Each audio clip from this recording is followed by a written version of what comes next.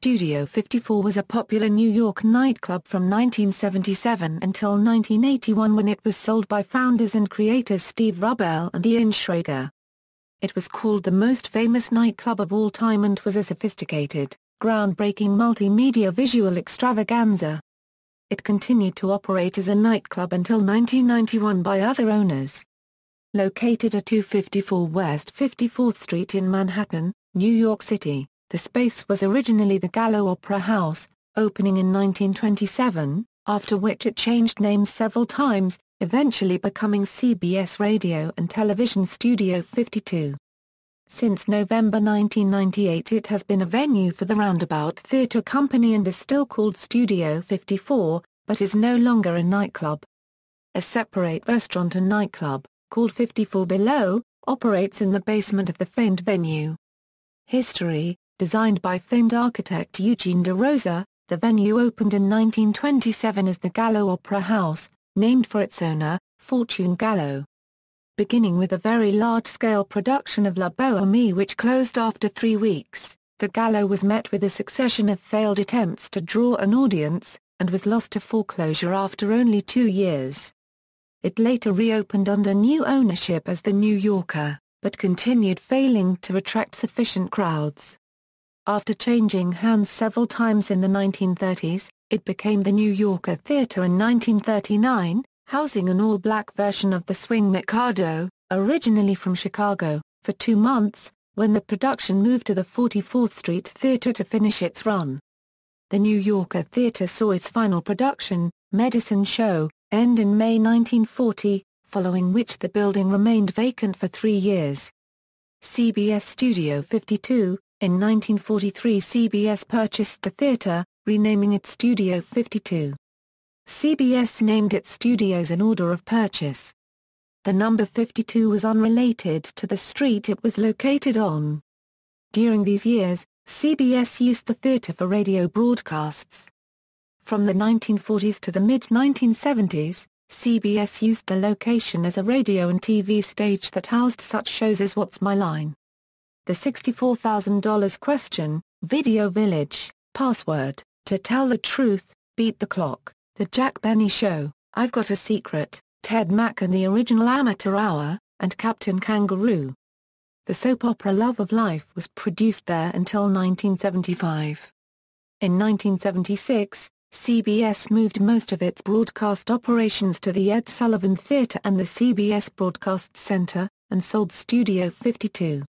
The Ed Sullivan Theatre once had access to Studio 52 through an access door, which was cinder-blocked during the theatre's 1993 renovation for Late Show with David Letterman. Nightclub era: when CBS began marketing the building in 1976, various interests in the art and fashion world expressed interest in seeing it converted into a nightclub. Male model Yuva Harden tried to get gallery owner Frank Lloyd to finance the club, until Lloyd lost a $9 million lawsuit to the estate of the artist Mark Rothko, the Rothko case. In 1977, Studio 54 was transformed into a nightclub by Steve Rubell and Ian Schrager, with Jack Dashe as a financial backer. They operated the company as Broadway Catering Corporation. It took only 6 weeks to transform the theater into a nightclub and cost $400,000 before its grand opening in April. Rubell and Schrager hired Ron Dowd as interior designer and Brian Thompson as lighting designer. Jules Fisher and Paul Morantz, 2 well-known Broadway theatrical set designers, helped convert the theater into a dance floor and created movable, theatrical sets and lights using the original theatrical fly rails, which allowed for a constantly changing environment. Within a month of opening, the New York State Liquor Authority raided Studio 54 for selling liquor without a license, and closed it. The owners of the nightclub said the incident was a misunderstanding. The next night the club reopened, serving fruit juice and soda instead of liquor. Prior to the raid, the nightclub had been using daily caterers permits, which enabled the nightclub to serve alcohol but were intended for weddings or political events. The state had denied the daily permit for the night and raided the nightclub. The nightclub had been using these permits while waiting for its liquor license to be processed. The scene, event planner Robert Isabel had 4 tons of glitter dumped in a 4-inch layer on the floor of Studio 54 for a New Year's Eve party, which owner Ian Schrager described as like standing on stardust, and left glitter that could be found months later in their clothing and homes. Frequent regulars at Studio 54 included Andy Warhol, Liza Minnelli, Bianca Jagger, Elizabeth Taylor, Halston, Mick Jagger, Jerry Hall, Debbie Harry, Grace Jones, Michael Jackson, Calvin Klein, Elton John, Tina Turner, Divine, Margaret Trudeau, Sylvia Miles, Francesco Scavallo, Truman Capote, Margot Hemingway, Janice Dickinson, Mikhail Baryshnikov, Diana Ross, Cher, Salvador Dali, Diana Vreeland, John Travolta, Jackie Kennedy Onassis, Brooke Shields and Martha Graham.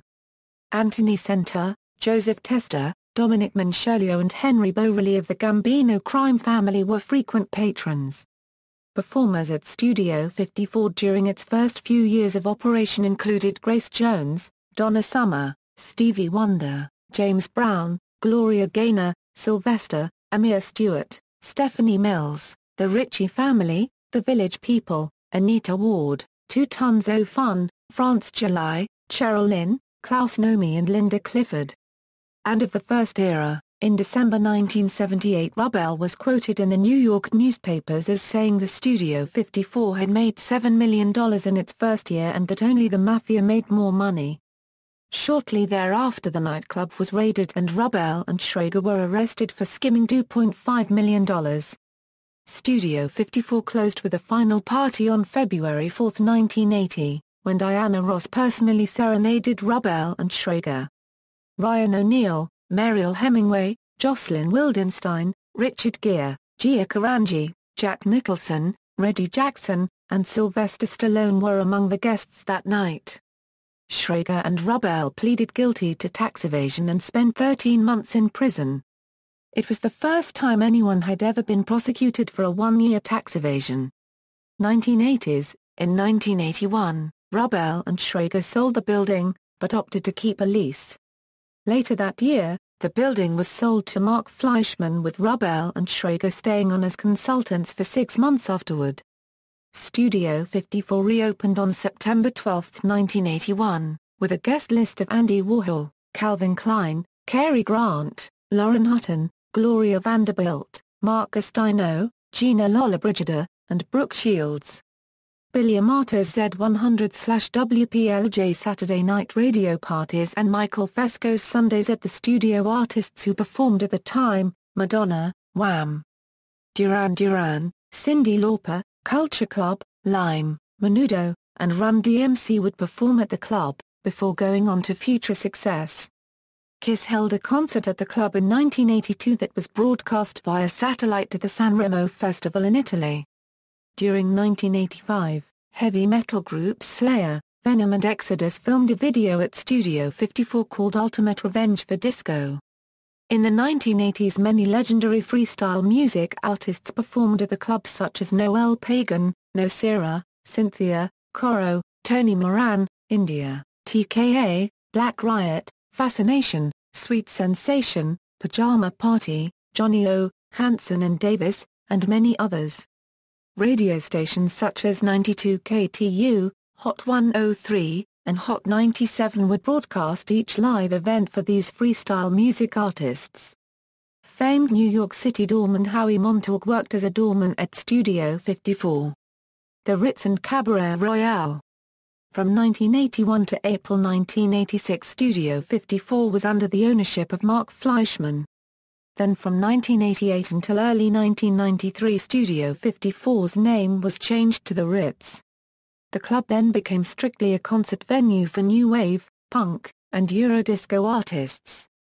The new owners were Cat Entertainment Corporation, and during that period the nightclub hosted occasional rock concerts, and was otherwise used by Cat Entertainment as a public venue available for rent. In 1993 Cat Entertainment was acquired by Cabaret Royale Corporation, a nightclub operator based in Dallas. Cat Entertainment completed a renovation of the nightclub earlier abandoned because of a lack of funds, and resurrected both the nightclub and the Studio 54 trademark, which had never been properly registered by any of the prior owners or operators. The newly remodeled nightclub was operated as Cabaret Royale at Studio 54 by Cat Entertainment until early 1995.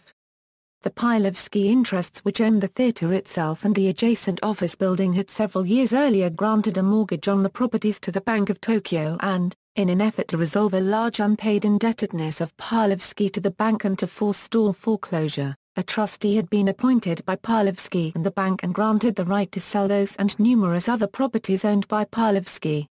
During late 1994, Allied Partners acquired the Studio 54 properties and, after protracted litigation, Cat Entertainment lost its lease on the nightclub and ceased operations.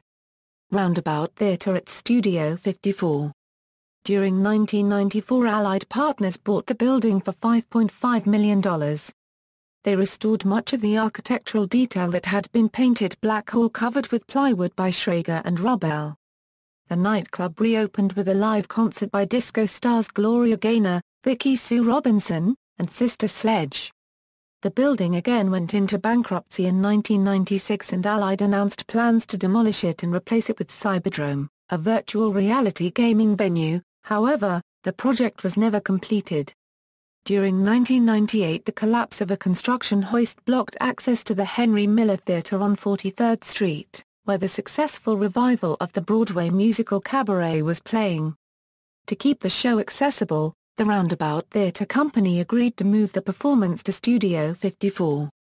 Roundabout later bought the building in 2003 from Allied for $22.5 million, and Cabaret played until 2004. Notable productions: 1998, Cabaret; 2004, Assassins; 2004, Pacific Overtures; 2005, A Streetcar Named Desire; 2005, A Touch of the Poet; 2006, The Threepenny Opera; 2006, The Apple Tree; 2007, 110 in the Shade; 2007, The Ritz; 2008, Sunday in the Park with George; 2008, Pal Joey; 2009, Waiting for Godot; 2009, Wishful Drinking; 2010, Sometime on Sometime; 2010, Brief Encounter; 2011, The People in the Picture; 2012, Harvey; 2012, The Mystery of Edwin Drood; 2014, Cabaret. Upstairs at Studio 54, the second floor of the theatre was used as a nightclub on weeks when plays were not being staged under the name Upstairs at Studio 54. The club was operated by Josh Hadar, who was one of the Allied partners.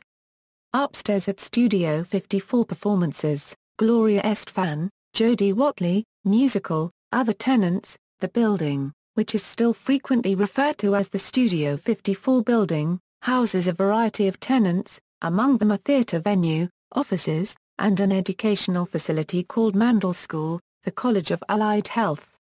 This building also houses Tree Securities LLC. Cultural impact. In the late 1970s, the club was arguably the best-known nightclub in the world. The club played a formative role in the growth of disco music and nightclub culture in general.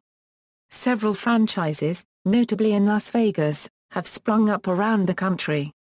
In November 2011, the Las Vegas Weekly reported that the club, located in the MGM Grand, would close on January 8, 2012. A compilation album of disco music, A Night at Studio 54, was released by Casablanca Records in 1979. It peaked at number 21.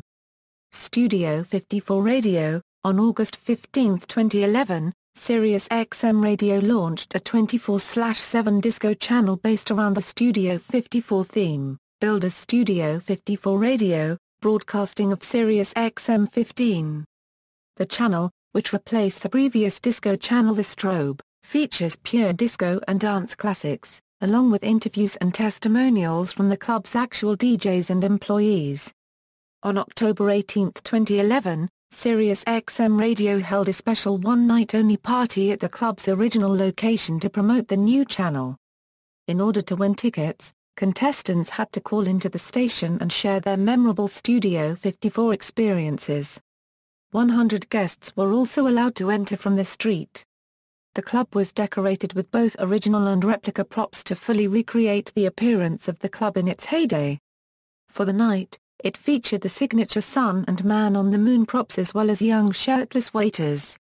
The event featured many of the original staff members, including Carmen D'Alessio, Mark Binek, Billy Amato and original DJs such as John Benitez. Guest DJ Avisa also performed later in the night. The live DJ sets were broadcast on the Sirius XM channel. Many celebrities such as Martha Stewart, Kevin Bacon, Susan Lucci, Gayle King, Kirstie Alley, Cameron Diaz, Betsy Johnson, Kelly Preston, Tinsley Mortimer, Lance Bass, Carol Alt, Keith Richards, Tony Hawk, Donald Trump, and Andy Cohen were spotted in the crowd. DJs during the Studio 54 nightclub era, Richie Caca, Nicky Siano, Robbie Leslie, Johnny Jellybean Benitez, see also, Fire Rocky, an Italian fashion boutique hosting the Studio 54 opening party, literature, Anthony Hayden guest. The Last Party, Studio 54, Disco, and the Culture of the Night ISBN 978-0688160982, Jack Ricardo. Last Dance at Studio 54 Inches 2012 ISBN 978-1-4675-1362-3, Stephen Gaines and Robert John Cohen. The Club, a Novel, References. External links, Andy Warhol and Friends in Studio 54, 1981, Broadway Theatre Guide with full show details for the Studio 54, official website for Roundabout Theatre at Studio 54, Studio 54 at the Internet Broadway Database, Studio 54, The Hotspots Heyday, slideshow by Life magazine, BBC Radio 2 documentary about Studio 54 with Boy George, first broadcast April 17, 2007.